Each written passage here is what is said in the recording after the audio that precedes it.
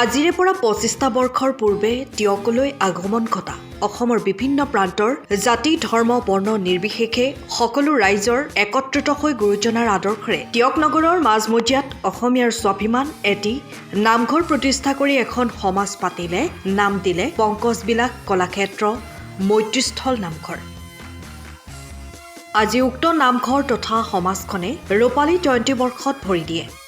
বৰ্ষজোৰাকৈ উদযাপন কৰা এই ৰূপালী জয়ন্তীৰ বিভিন্ন কাৰ্যসূচী সুচাৰুৰূপে অনুষ্ঠিত কৰি ২৩ আৰু ২৪ অক্টোবৰত দুদিনীয়াকৈ সামৰণি অনুষ্ঠান অনুষ্ঠিত কৰে।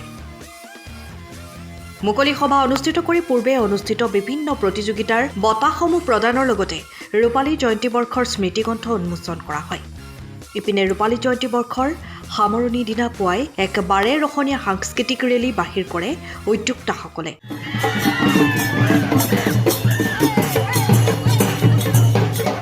য'ত বিভিন্ন জাতি জনগোষ্ঠীৰ কলা সংস্কৃতি প্ৰদৰ্শন কৰা হয়।